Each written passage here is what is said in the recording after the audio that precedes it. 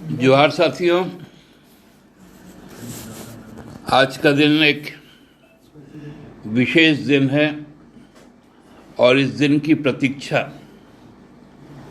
इस देश के जो संघर्षशील लोग रहे हैं, विशेषकर दबे कुचले शोषित आदिवासी मूलवासी अक़लियत मजदूर किसान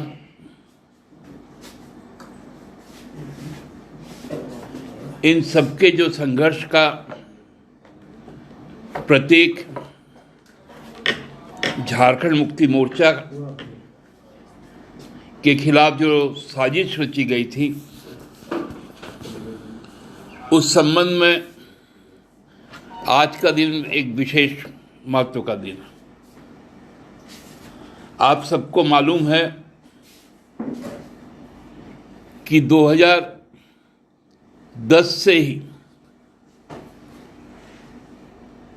जो सामंतवादी शक्तियां हैं, जो लूट और झारखंड की पहचान मिटाने को एकमात्र उद्देश्य बनकर राजनीति करती रही भारतीय जनता पार्टी, वो हर प्रकार से फैब्रिकेशन का काम कर रही है ताकि न केवल झारखंड मुक्ति मोर्चा, विशेषकर शिबू सोरेन और उनके बेटे हेमंत सोरेन, उनके परिवार के जनों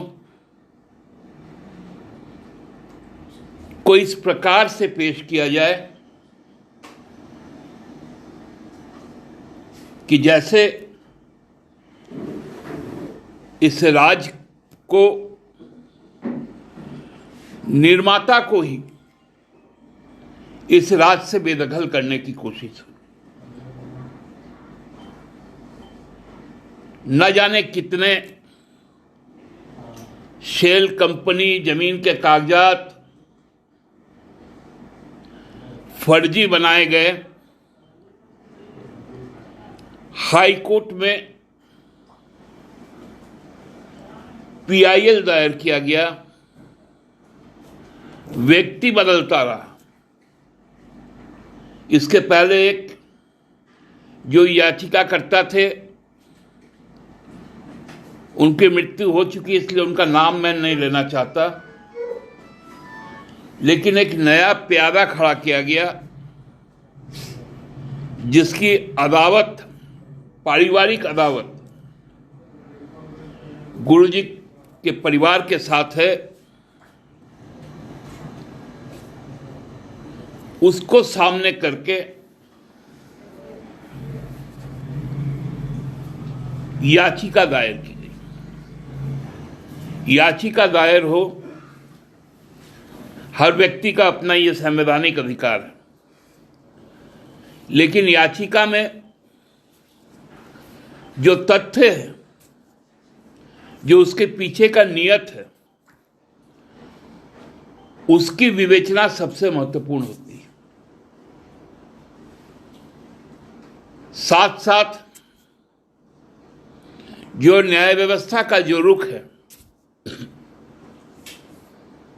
वो भी एक महत्वपूर्ण अंग है। आप लोग देखे होंगे, खनन पट्टा और अवैध शेल कंपनी जमीन के पट्टे को लेकर जो उच्च न्यायालय झारखंड में जब याचिका दायर की गई, उस वक्त हम लोगों ने कहा था कि ये पूरी तरह से मनगढ़ंत और हेमंत सोरेन सरकार को अपदस्थ करने और उनके चरित्र हनन की एक प्रयास है।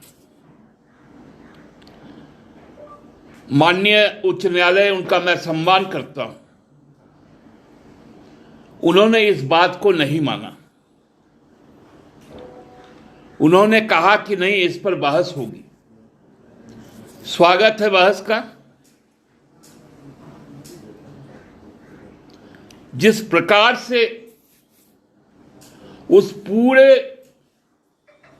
ड्रामा में एनफोर्समेंट डायरेक्टरेट का प्रवेश होता है सील बंद लिफाफा के माध्यम से,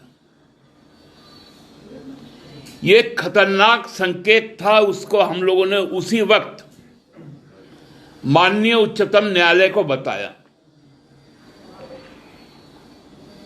कि ये नैसर्गिक न्याय है, लॉ ऑफ जस्टिस ये कहता है आपको यदि मेरे खिलाफ कोई मामला बनता है तो उसकी सूचना आप हमें देंगे। मतलब हम पे यदि हत्या का केस हो तो हमको ये मालूम होना चाहिए कि हत्या किसकी हुई। आप केवल 302 नहीं लगा देंगे, किनके हत्या के बाद 302 हम पे लग रहा है वो हमको मालूम होने का मेरा नैसर्गिक अधिकार है। लेकिन हम लोगों को वंचित किया गया। हम लोगों ने माननीय उच्चतम न्यायालय को कहा कि यह सही दिशा नहीं है।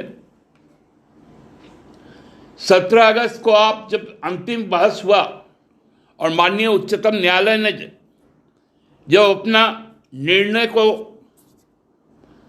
सुरक्षित रख लिया, उस वक्त हमारे प्रतिनिधि ने साफ कहा कि ये कार्रवाई लगता है कि एक व्यक्ति को बलि का बकरा बनाने के लिए किया जा रहा है। उस दिन भी माननीय सुप्रीम कोर्ट का कहना था कि ईडी ऐसा नहीं कर सकती। साफ ऑब्जर्वेशन आज आया है कि ईडी किसी के कंधे पर बंदूक रखकर गोली नहीं चला सकती। और जो ऐतिहासिक फैसला आया उसमें यह स्पष्ट कर दिया कि माननीय हेमंत सोरेन जी और उनके सरकार को अपदस्थ करने और चरित्र हनन करने की जो कोशिश है वो केवल निंदनीय नहीं, असंवैधानिक भी है। इसलिए अब उस पर कोई भी सुनवाई उच्चतम न्यायालय झारखंड नहीं कर पाएगी। यह है न्याय की जीत।